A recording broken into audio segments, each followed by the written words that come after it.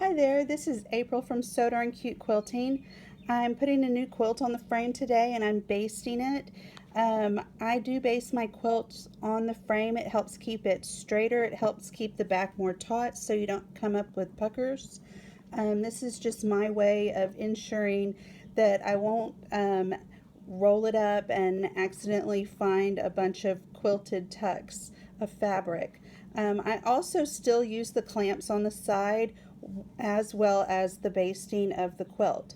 And I think we all baste the quilt at the top like this. And then we come down the sides like that. When I come down the sides, as well as doing the top, I baste along the bottom parts of the quilt. So I'll do a straight baste about every 10 to 15 inches. And I'll do it all the way down the quilt to the very bottom of the quilt. And then I'll take it off of the bottom, the leader that holds the quilt top on at the bottom. I'll take it off and I'll baste the whole quilt down to the backing of the quilt. This is a very helpful tip if you're doing some custom work on a quilt that you're going to be spending a lot of time on the quilt, and it's going to be very dense quilting that you want to make sure that you don't have to rip out anything, and this is just a way to ensure that you won't. So what I've done is I've gone ahead and I've basted the top, and I did it with a 3/4 inch stitch length right there. And when I do it, I like to put the horizontal locks on like this.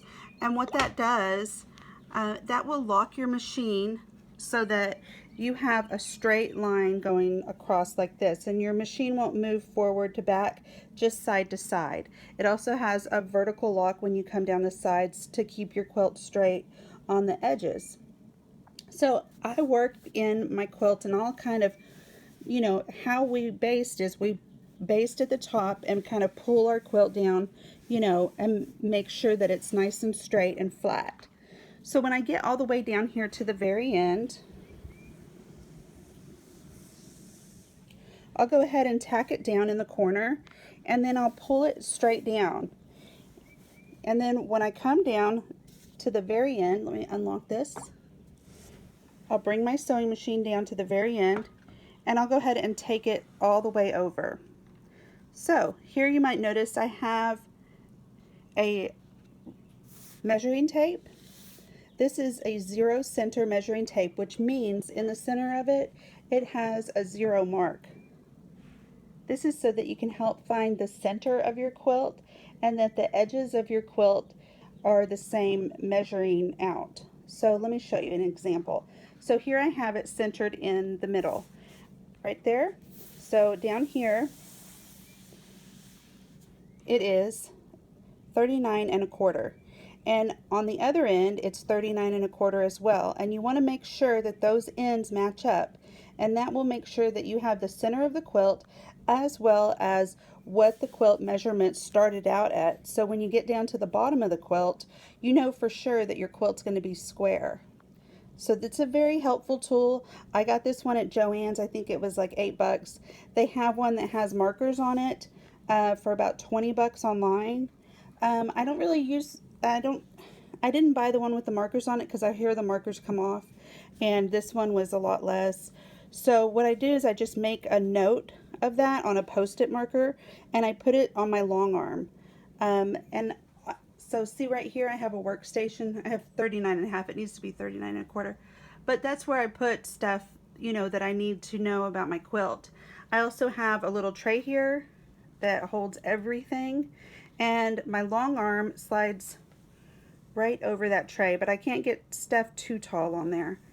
But it's very helpful. So the next step that I'm going to do is I'm going to take the quilt and I'm going to advance it on the frame, and then I'm going to go ahead and do another basting stitch across just like this one, and I'm going to keep doing that every 10 to 15 inches all the way down the quilt until I'm at the end of the quilt. This really helps me out, and I really like doing this technique. I hear a lot of people getting upset because of ruffled borders. This technique will also help with your borders to, because a lot of times we'll blame the ruffled borders on the person that is doing the the piecing, but sometimes it's not always their fault. Sometimes it's our fault because we've gone through and quilted the center of the quilt, and then we've done the borders, and then we flip it or we get down to the bottom of it and it's all crunched up in the middle, and then the border is automatically going to be wavy.